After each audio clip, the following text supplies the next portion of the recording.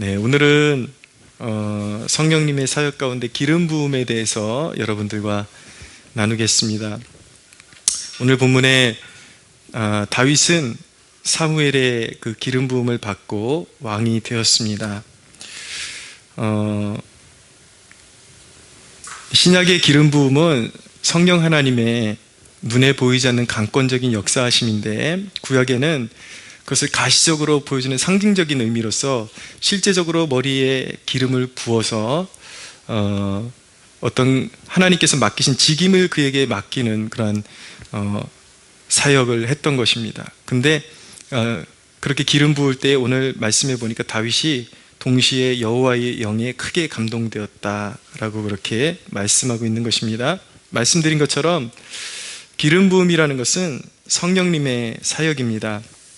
구약시대에는 세 부류의 직책, 왕, 선지자, 제사장에게 그들을 임명할 때 그들에게 머리에 관유를 부어서, 기름을 부어서 그들의 직책과 그리고 권위를 부여했던 것입니다. 하나님께로부터 온 권위라는 것, 그것을 이제 부여하기 위해서 그에게 기름 부었던 것이죠.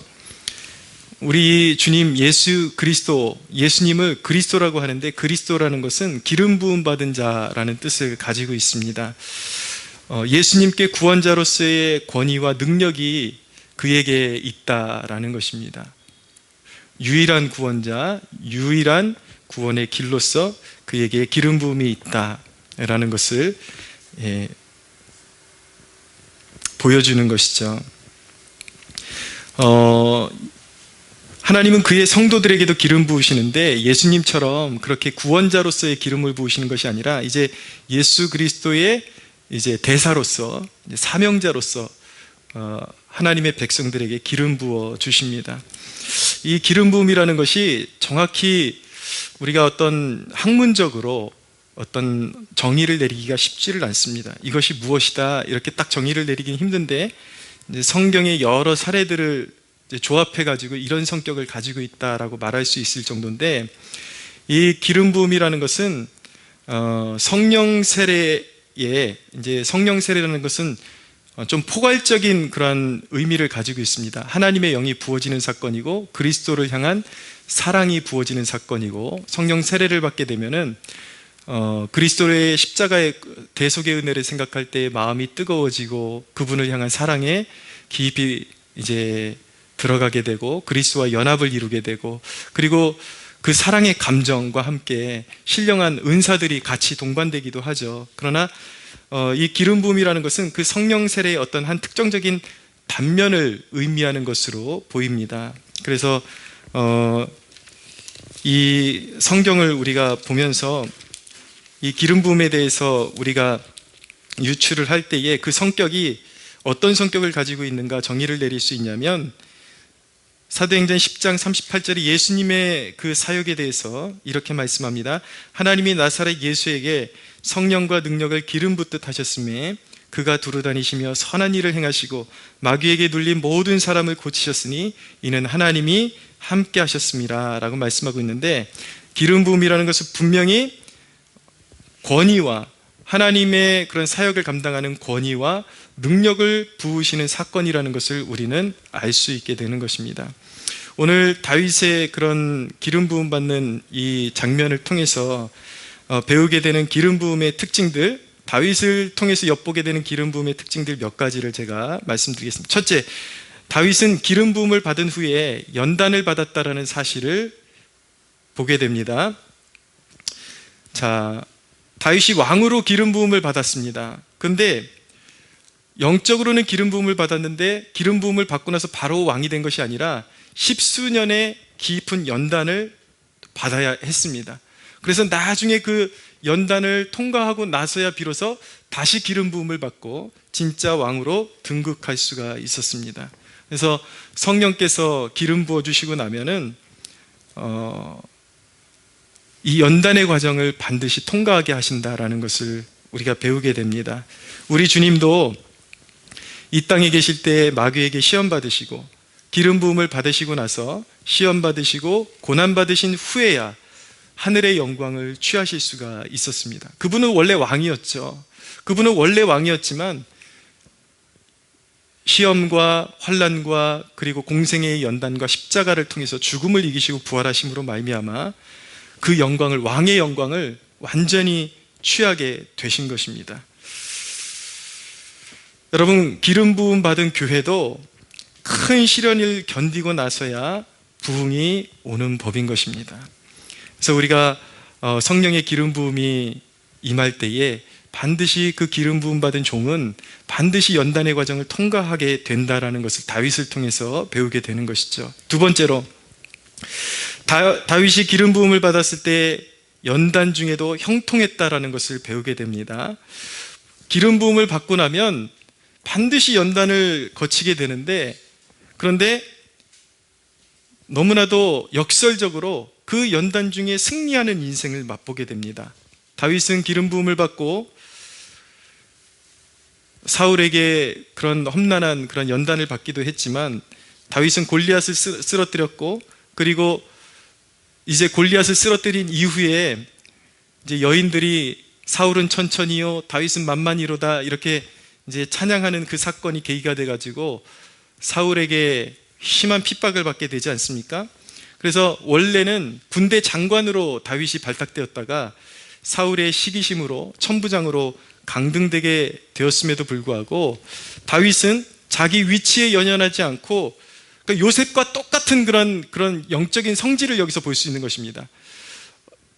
군대 장관에서 천부장으로 강등되었는데 그는 더 신실하게 하나님 앞에서 행해서 백성들에게 인정받는 리더십으로 오히려 세워질 수가 있었던 것이죠. 연단을 통과하면서 아둘람 굴에 숨어 살면서 오히려 그에게 600명의 그런 억울한 마음을 가진 사람들이 함께 모이게 되면서 이후에 다윗 왕국을 세울 수 있는 기초가 그 연단 중에 세워지게 되는 그런 놀라운 은혜가 있었던 것입니다. 성경은 다윗이 어디를 가든지 이기게 하셨더라라고 말씀하고 있습니다. 그에게 험난한 연단이 있었지만 분명한 것은 그가 가는 곳마다 하나님께서 형통케 하시고 모든 마주치는 전쟁마다 하나님께서 이기게 하셔서 그로 하여금 다윗 왕국을 세울 수 있는 기반을 든든히 세워주셨다라는 것을 배우게 됩니다.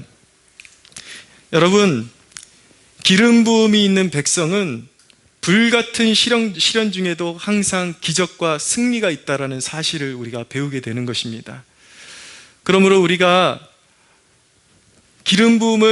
성령의 기름 부음이 우리에게 임할 때에 우리에게 다가오는 연단을 두려워할 필요가 없고, 오히려 그것 가운데 함께 역사하실 성령의 역사, 하나님의 능력을 우리는 기대할 수 있게 되는 것입니다. 할렐루야. 예, 사도 바울도 동일한 역사를 우리에게 보여주고 있죠.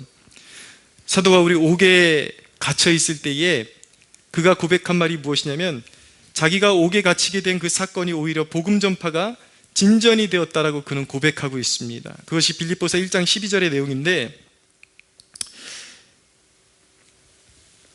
이렇게 말씀합니다. 형제들아, 내가 당한 일이 도리어 복음 전파의 진전이 된 줄을 너희가 알기를 원하노라. 이러므로 나의 매임이 그리스도 안에서 모든 시위대 안과 그 밖의 모든 사람에게 나타났다라고 말씀하고 있는 것입니다. 분명히 갇힌 신세가 되었는데, 옥에 갇혔는데 오히려 그 갇힘이 기회가 돼서 복음 전파의 진전이 되었다. 은혜의 문이 열리고 있다라는 것이죠. 진전이라는 것이 무엇입니까? 앞으로 나아가면서 발전되고 있다는 것이죠. 그가 갇힘으로 인해서 복음 사역이 위축되고 문이 닫히는 것이 아니라 그는 옥에 갇혔는데 복음 사역이 오히려 진전이 되었다라고 그렇게 고백하고 있는 것입니다. 그것이 바로 성령께서 우리와 함께 하시면서 열어주시는 역사인 것이죠. 여러분, 기름 부음 받은 백성에게는 모든 위기 가운데서도 항상 하나님의 위대한 능력과 그분이 앞서가시며 길을 여시는 사건과 그분의 능력이 함께한다는 사실을 믿으시기 바랍니다. 예, 기름 부음 받은 하나님의 백성은 결코 실패하지 않습니다. 연단이 있지만, 어려움이 있지만 결코 세상에 무릎 꿇게 되지 않습니다. 반드시 승리하는 인생을 살게 됩니다. 자, 세 번째로, 결국 다윗의 기름 부음은 성취되었습니다. 왕으로 기름 부으셨는데 그 기름 부음이 결국 성취된 것이죠. 결국 다윗은 그 연단을 지나서 의로 다스리는 왕이 되었습니다. 여기서 의로 다스린다라는 것은 우리가 흔히 공의로 다스린다 할 때 그 뜻을 어떻게 이해하려고 하는 습성이 있냐면 이 강력한 힘을 가지고 진노한다, 주로 진노한다라는 것, 진노한다라는 뉘앙스의 그런 의미를 의로 다스린다라는 표현을 이해할 때가 많은데, 여기서 의로 다스린다라는 것은 하나님의 뜻에 바르게 다스린다라는 뜻인 것입니다. 그냥 폭군처럼 다스린다라는 뜻이 아니라 다윗은 연단을 지나서 하나님이 세우신 왕이 되었고 의로 다스리는 왕이 되었던 것입니다. 그래서 그는 예수 그리스도의 예표적인 인물이 되었던 것입니다. 결국 다윗에게 허락된 기름 부음 이후에 그 연단의 목적은 무엇이냐면, 첫째는 그 연단을 통해서 하나님만 의지하는 자가 되게 하시는 것이었고, 두 번째는 다윗으로 하여금 백성을 긍휼히 여기고 의로 다스리는 왕이 되게 하시고자 하나님께서 그 연단을 허락해 주셨던 것이죠. 그래서 하나님께서 하나님의 백성들에게 성령으로 기름 부으셔도 그 연단의 과정은 지나야 하는 것입니다. 고난을 지나야 정말 하나님 앞에 쓰임받기에 합당한 진국 같은 하나님의 사람이 빚어져서 나오는 것입니다. 여러분, 하나님은 오늘날의 성도들이 이 기름 부음 받은 사명자가 되기를 원하십니다. 자, 사도 베드로는 믿는 자에게 특별한 직책을 부여하고 있습니다. 베드로전서 2장 9절에 뭐라고 말씀하고 있냐면, 너희는 택하신 족속이요 왕같은 제사장들이다 라고, 그렇게 우리의 정체성, 믿는 자들의 정체성을 그렇게 그가 부여하고 있습니다. 왕은 무엇입니까? 왕같은 제사장이라고 지금 고백하고 있잖아요. 그게 저와 여러분의 정체성이라는 것입니다. 믿으십시오. 예, 왕같은 제사장. 왕은 의로 다스리는 사람입니다. 말씀드렸듯이 하나님의 뜻대로 바르게 경영하는 사람이 왕인 것이죠. 그리고 제사장은 하나님과 사람을 연결시키는 자가 바로 제사장인 것입니다. 참 특이한 정체성이죠. 왕과 제사장이 겹쳐 있어요.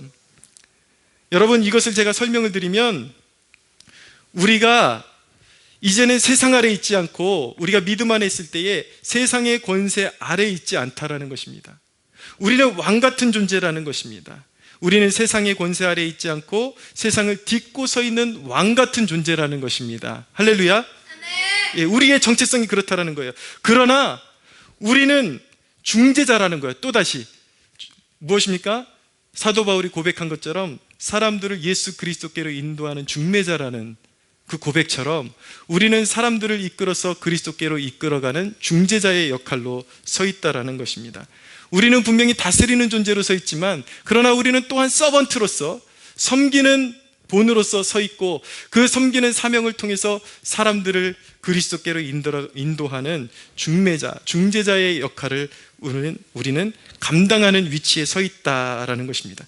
그것이 바로 왕같은 제사장의 영적인 의미인 것입니다. 자, 이것이 우리의 실생활에 어떻게 드러나야 되는가 좀 말씀드릴게요. 우리는 가정에서 자녀들을 다스립니다. 다스리죠. 부모로서 다스립니다. 하지만 우리의 성격대로 다스리는 것이 아니라 왕같은 제사장들은 하나님의 의로 가정을 다스리는 것입니다. 자녀를 다스리는 것입니다. 나의 성격대로, 나의 혈기대로 자녀를 다스리는 것이 아니라, 가정을 다스리는 것이 아니라 하나님의 말씀에 부합하게 하나님의 의로 다스리는 것이죠. 그래서 하나님을 경외함을 배우게 하고 가정이 사랑의 공동체가 되도록, 사랑의 공동체가 임하도록 해야 할 사명이, 그 역할, 그 직분이 우리에게 주어져 있다라는 것입니다. 할렐루야. 그래서 에베소 6장 4절에 보면, 너희 자녀들을 노엽게 하지 말고 오직 주의 교훈과 훈계로 양육하라 라고 말씀하고 있어요. 하나님께서 우리 믿는 자들에게 요구하시는 리더십, 그런 리더십, 통치권은 무엇이냐면, 세속적이고 폭력적인 부모가 되는 것이 아니라 왕같은 제사장, 왕같은 제사장 같은 엄마, 아빠가 되라고 명령하고 계신 것입니다. 여러분, 우리 아이들 사는 얘기 들어보면 참 가슴이 아파요. 세상의 부모들은 자식에게 원하는 것을 다 해줄 것 같습니다. 그래서 좋은 물건도 다 사주더라고요. 근데 그 뒤 속사정을 얘기를 들어보면 아빠가 술 취하고 그러면 그렇게 손찌검하고 험한 말로 그렇게 아이에게 언어 폭력을 사용하면서, 아이가 하는 말을 들어보면 그 부모가 하는 말이 보이거든요. 그러면 이제 우리 자녀들 이렇게 양육하다 보면은 아이가 얼마나 그 심적으로 고통을 받고 있는지 그것이 보여질 때가 있습니다. 근데 세상 부모들이 그것이 자기는 잘해주는 거라고 생각하고 있는데, 그들이 왕 같은 제사장의 직분이 있다라는 것을 알면 얼마나 좋을까. 하나님께서 하나님의 백성들에게 부여하시는 왕 같은 제사장의 직분이 있다라는 것을 그들도 알 수 있다라면 얼마나 좋을까라는 생각을 가져보게 됩니다. 사랑하는 여러분, 우리는 사회 속에 어디에서든지 왕 같은 제사장의 직분을 감당하도록 부름받은 것입니다. 우리에게 그런 존귀한 직분이 우리에게 부여되어 있는 것입니다. 할렐루야. 그래서 왕 같은 제사장들은 사회 속에서 어떻게 살라고 성경이 말씀하고 있는가? 이런 말씀이 있죠. 종들아, 상전에게 죽게 하듯 하라. 눈만 가리지 말고 죽게 하듯 하라. 이것이 세상의 논리로 가능한 것입니까? 세상 사람들은 앞에서는 잘하다가 주인이 보이지 않으면, 사장이 보이지 않으면 농땡이를 피고 속여 빼앗고 속여서 주머니에 챙기고 거짓말하고 그렇게 살아갑니다. 오직 왕 같은 제사장만 종들아 상전에게 죽게 하듯 하라라는 말씀을 실천할 수가 있는 것입니다. 또 성경은 말씀합니다. 상전들아 위협을 그치라. 희재 말로 갑질하지 말라는 것이죠.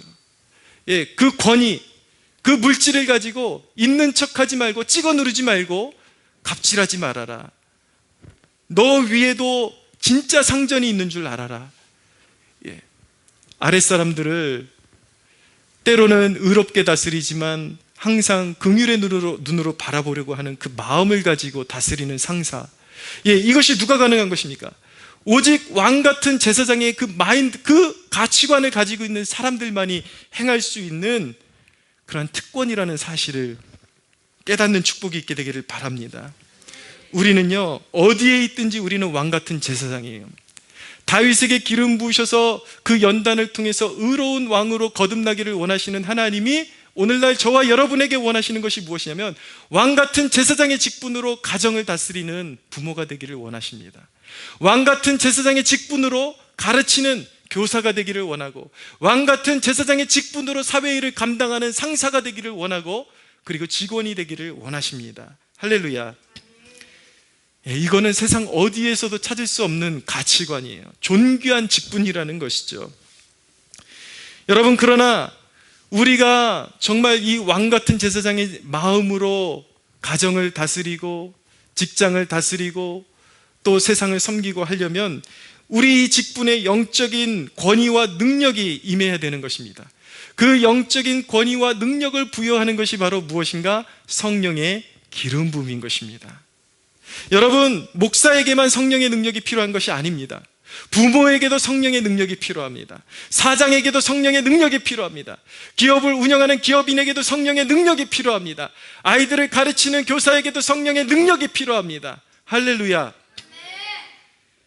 여러분, 하나님께서 우리에게 원하시는 것은 무엇이냐면 다윗이 그 깊은 기름 부음을 받고 연단을 지나서 마침내 의로 다스리는 왕이 된 것처럼 그 연단 중에 하나님이 우리에게 부여하신 그 영역을 통치할 수 있는, 의로운 성품으로 통치할 수 있는 왕 같은 성품을 우리에게 배우기를 원하시는 것입니다.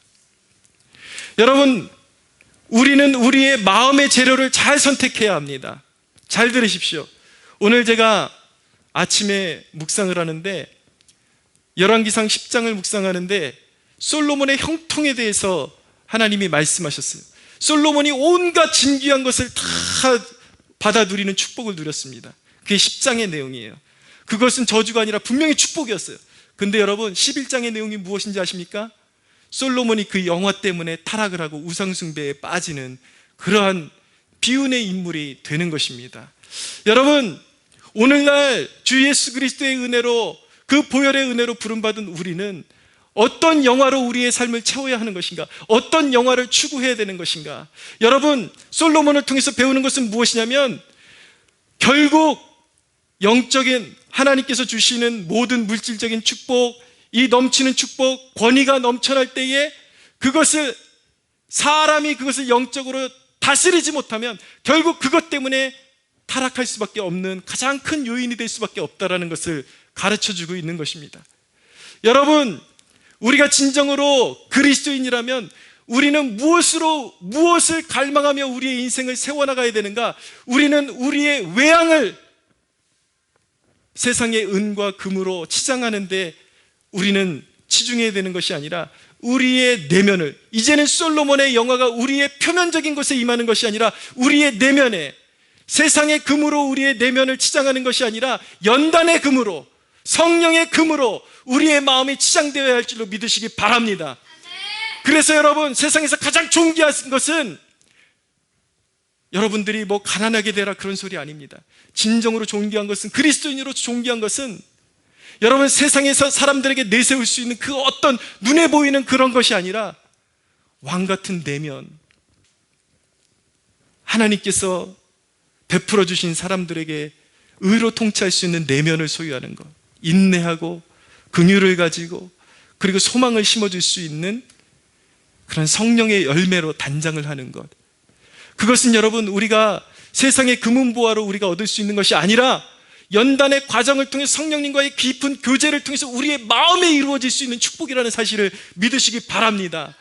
우리의 마음의 소원은 세상의 그 어떤 것으로 우리의 삶을 치장하는 것이 아니라 우리의 마음이 성소가 되어서 성령이 우리의 마음을 주장하시고 성령이 우리의 마음 가운데 임하셔서 통치하시기에 합당한 그런 정금 같은 마음으로 빚어지기를 우리는 추구해야 하는 것입니다.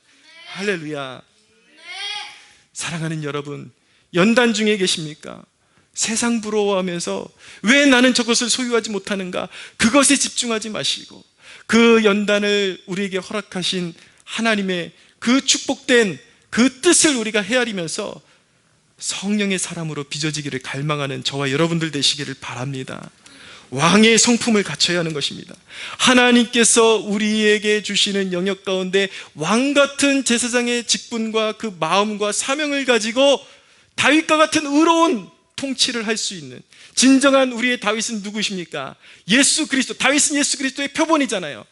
진정한 다윗이 이 땅에 오셨습니다. 그분이 오셔서 모든 거짓된 종교는 척결하시고 그분이 무리 없는 양떼와 같은 양들을 긍휼히 여기시고 불쌍히 여기시고 눈물로 먹이시고 가르쳐주시고 그들과 함께 하시면서 영생의 길로 인도하셨습니다.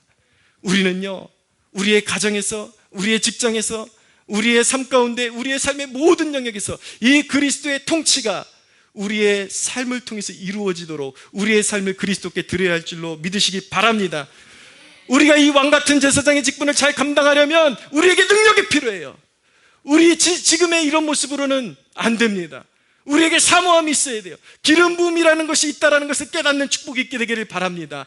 우리에게 성령의 기름 부음이 필요합니다. 사모하는 영혼에게 하나님은 성령의 기름 부음을 주십니다. 사랑하는 여러분, 성령의 기름 부음을 추구하는, 구하는 여러분들 되시기를 축복합니다. 설교자도 설교단에서 기름 부음이 있어야 합니다. 아이 엄마도 아빠도 기름 부음이 있어야 합니다. 사장도 기름 부음이 필요합니다. 특별히 여러분, 저는 여러분들을 축복하건대 하나님이 택하신 곳에 여러분들을 세우시는 그러한 특별한 기름 부음이 여러분들의 사모하는 그 기도 가운데, 그러한 기름 부음이 여러분들의 삶 가운데 여러분들을 각자에게 계획하시고 뜻하신 하나님의 뜻이 임하여 하나님께서 뜻하신 곳에 여러분들을 세우는 기름 부음이 여러분들 한 사람 한 사람에게 임하는 축복이 있게 되기를 축복합니다. 우리 하나님께 영광의 박수 올려드리겠습니다.